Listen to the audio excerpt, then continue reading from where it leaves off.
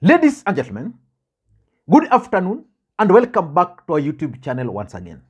And it is my hope and prayer that this video is actually going to find you guys in good health. Personally, I am fine. Kisumu is also fantastic, and maybe you could also let me know where you are watching the video from, the county or the country, in case you are out of the republic. Ladies and gentlemen, in this particular video, I want us to look at the emergence of George Wajackoya's factor around Raila Odinga's politics. For those who've been following the politics of this country, George Wajackoya V is nowadays one of the key figures around Raila Odinga's politics.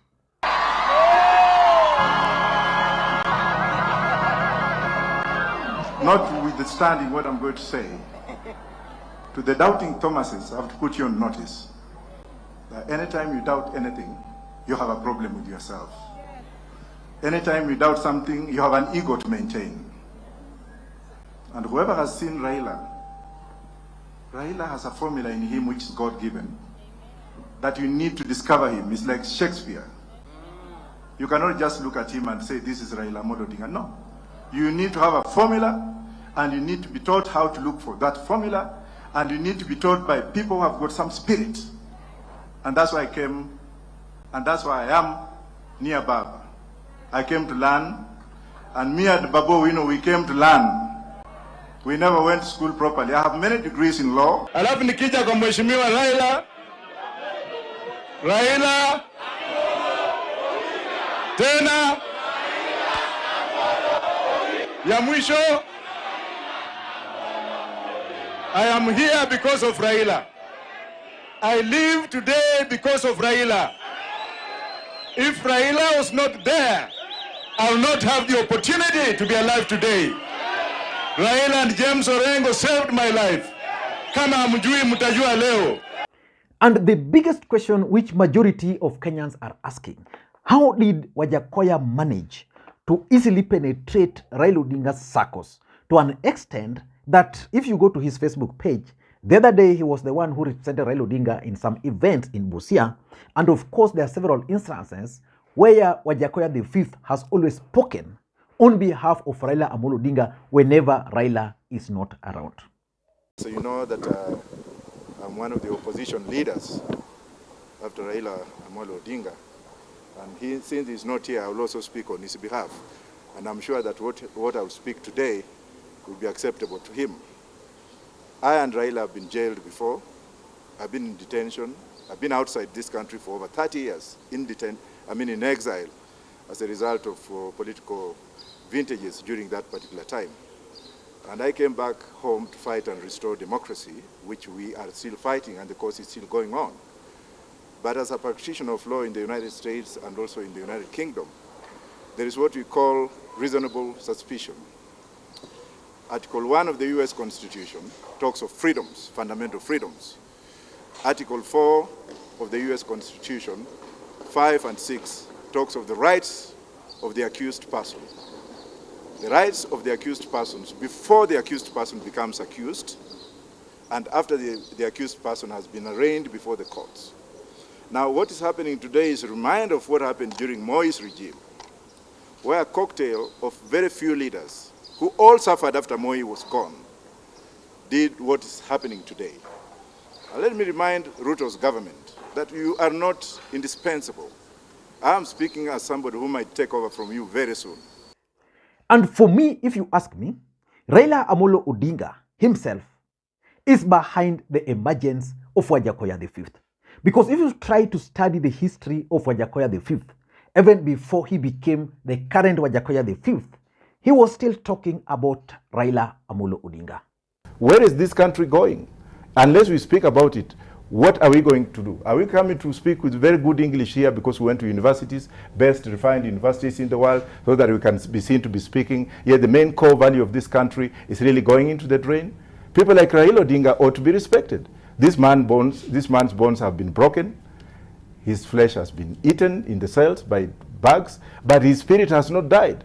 Therefore, reconciliation should not come from these young men who are in diapers when Raila was fighting for justice in this country. I'm not saying I'm supporting Raila, but I'm telling my brother Uhuru Kenyatta that this country is bigger than him.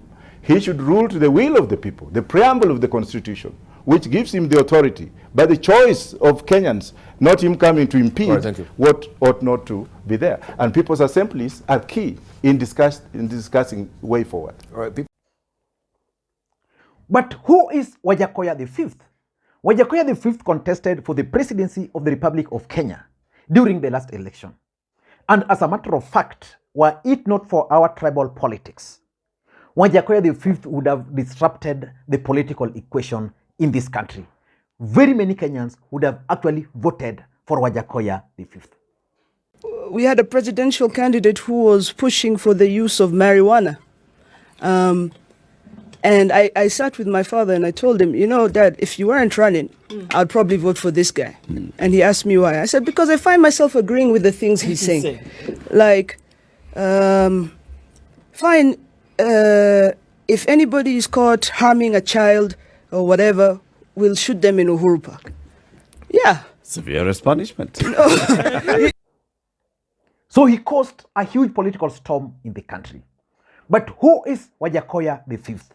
Let us listen to Wajackoyah the Fifth himself. Kwa majina mimi naitwa Wajackoyah. Nilikuwa chokora. Nimekuwa watchman. Nimekuwa polisi. Nimechimba makaburi. Na nimemea ndevu. Sasa hizi mimi ni wakili. Somea London. Wolverhampton University. Wolverhampton University. Warwick University. Warwick University. University of London. University of London. University of Westminster. World University Service. Wajackoyah contested for the last presidential election. Actually, we had 4 presidential candidates. There was Raila Odinga, there was William Ruto, there was Wajackoyah the Fifth, and then there was Mwaura. And after Wafula Chebukati declared William Samoei Arap Ruto, you saw how William Ruto moved very quickly to win over the support of the other presidential candidates. As a matter of fact, he was able to rally the support of Mwaura. Then he tried so hard to convince Wajackoyah on his side, but Wajackoyah the Fifth did not buy the idea.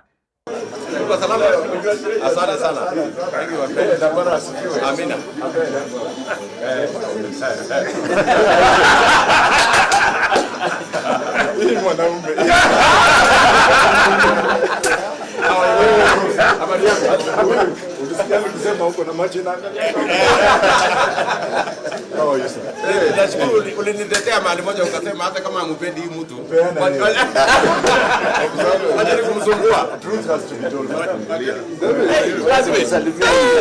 Then from nowhere, Raila Odinga emerged with people's consultative meetings.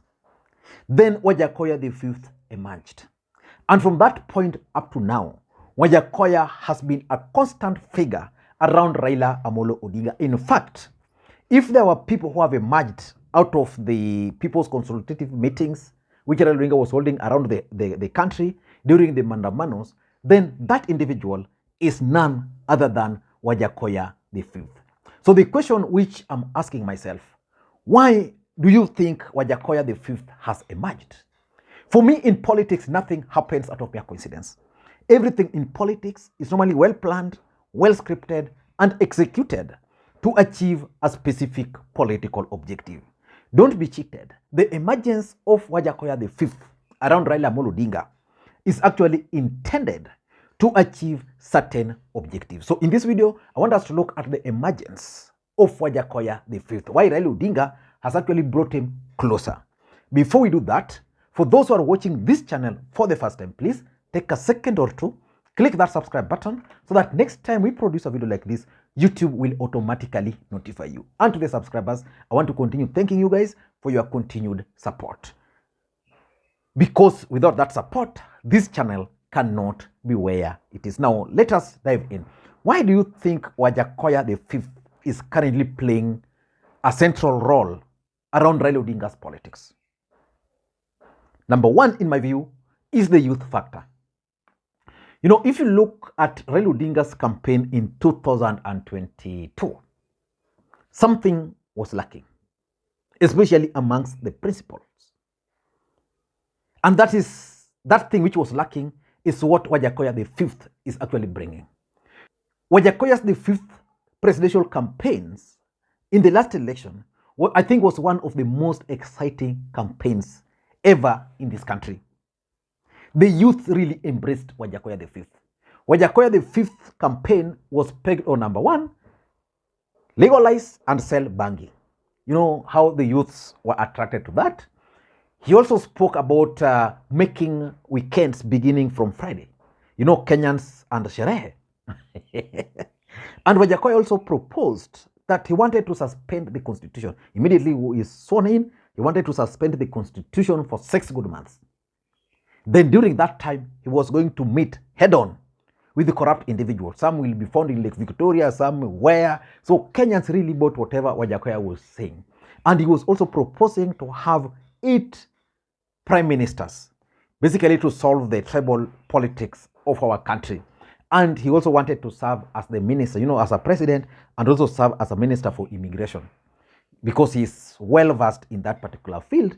And importantly, Wajackoyah attracted the youths when he stated that on his first day at State House, he was going to smoke bangi, because he maintained that he had never smoked bangi. In fact, his idea of marijuana for medicine, he was talking about medicinal, and then the snakes, how he was going to revive the economy, literally changed the equation of the country.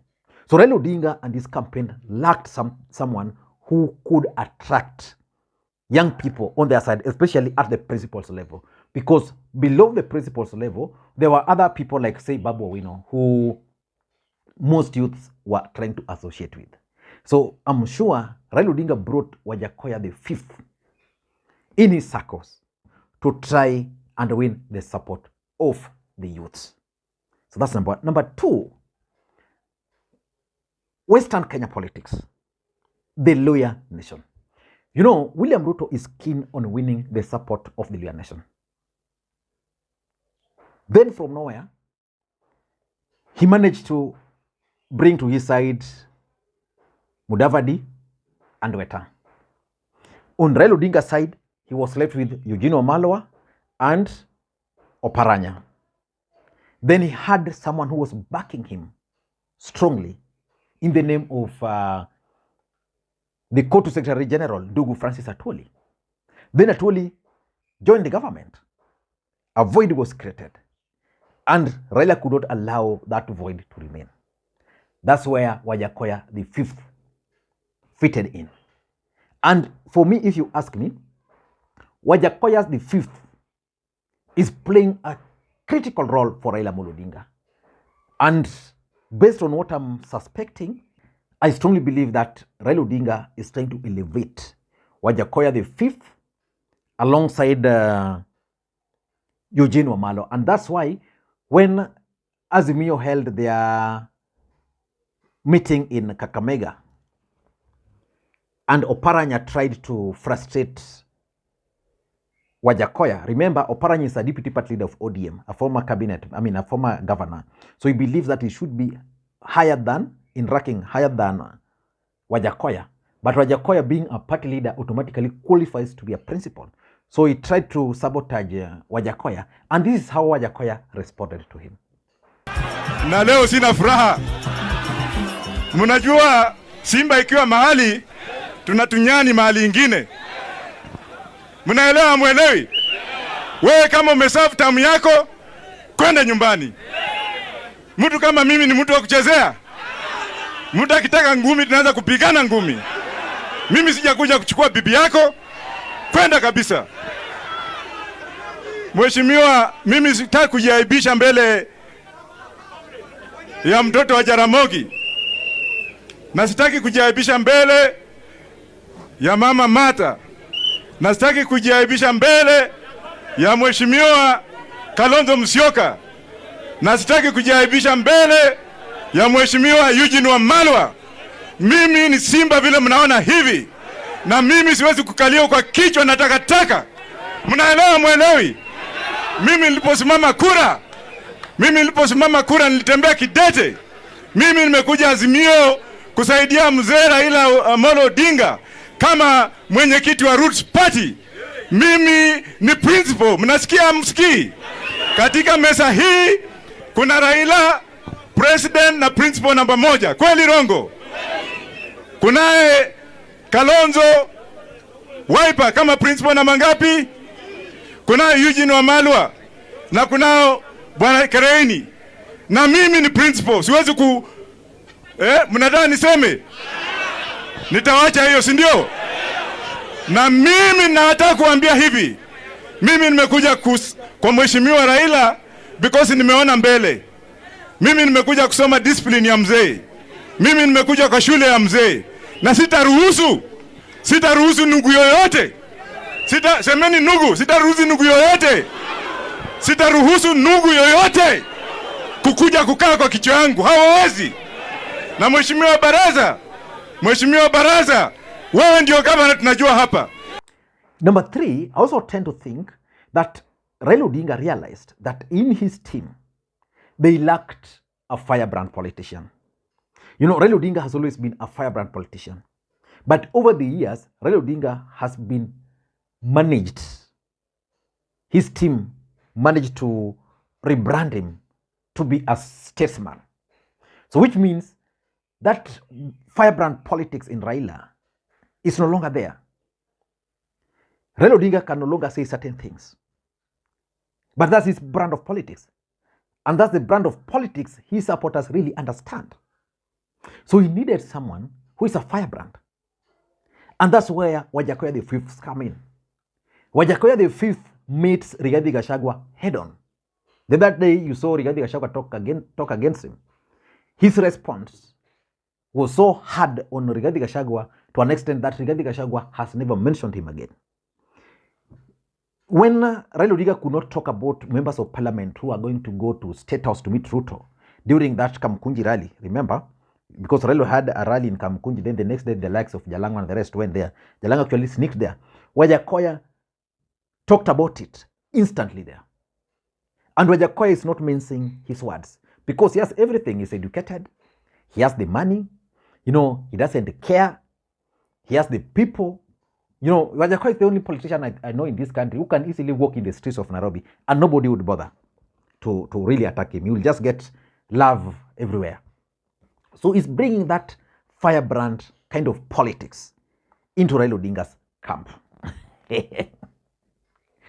And for me, I also tend to think number 4, Raila brought Wajackoyah the Fifth on his side to deal or to thwart William Ruto's attempt to win over the support of the presidential candidates in 2022. You know, if you have 4 candidates and Ruto has 3, then it means you are alone. So if it's about election rigging, Ruto will not agree. He will say the rest agreed. Wajackoyah the Fifth is now with Raila Odinga, so which means out of the 4 presidential candidates in the last election, Ruto has 1, Raila has 1. It's that simple. So if Mwaura, I don't know, is saying that Ruto won, Wajackoyah is also saying that the elections were rigged. And he's also talking of his personal votes being rigged out. Wajackoyah believes that his votes, totaling to, is it 2.8, were actually stolen from him. For those who follow the politics of this country very closely, when Wajackoyah emerged, most people believed, like myself, that Wajackoyah was actually a candidate who was sponsored by the deep state to win the support of the youth vote, because there was the feeling that William Ruto was enjoying the youth votes and there was a need for someone to be brought on board to win the support of the youth vote. So Wajackoyah the Fifth is playing that role. And lastly, if you ask me, is Kakamega politics. You know, Kakamega is so dear to Raila Odinga. Busia is so dear to Raila Odinga. Wajackoyah is fluent in both Luo, is fluent in Loya. Busia speaks both languages. And Kakamega is there. The governor is with Raila. But I think that Raila Odinga is looking into the future. And that future means Wajackoyah the Fifth is actually going to be the senatorial candidate. So if Wajackoyah the Fifth will be running for the Senate, personally, I will want to campaign for him because I need his brain in the Senate in the next parliament. And maybe we never know. Maybe it's also being prepared. That's why it's being given that national platform to identify a constituency in Nairobi, which he can then easily win. Because in Nairobi, I'm also seeing a situation where Tim Onyonyi is likely to move up. And if Tim goes up, Westlands. Let me know your thoughts on Wajackoyah the 5th. Thank you, and may you have a good day. Bye-bye.